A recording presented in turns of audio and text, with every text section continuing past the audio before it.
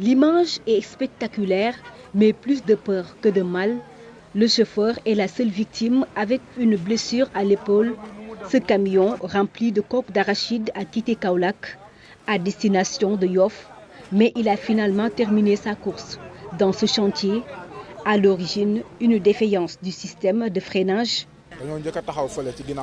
Nous avions stationné le véhicule derrière dans un premier temps avant de mettre une cale pour sécuriser le camion. Finalement, le chauffeur est venu et nous a demandé de l'enlever. Le véhicule a eu un problème d'air au niveau du freinage.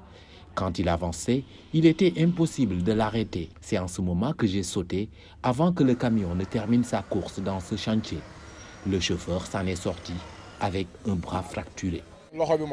Selon les témoignages recueillis, le pire pouvait se produire s'il y avait beaucoup de monde aux alentours. Le chauffeur est pointé du doigt.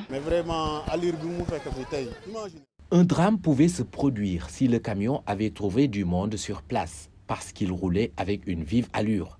C'était vers les coups de 14 heures. Heureusement qu'il n'y avait personne. Un véhicule qui quitte Kaolack jusqu'à Yoff sans frein, c'est vraiment inquiétant. S'il avait trouvé du monde, ce serait une catastrophe. Pour les populations riveraines, des mesures coercitives s'imposent pour mettre un terme à l'indiscipline sur la route. Au Sénégal, nous devons revoir notre copie. Je pense qu'il appartient au propriétaire de vérifier l'état de son véhicule. Il est temps de régler le problème avec les véhicules gros porteurs. Ils sont impliqués dans beaucoup d'incidents.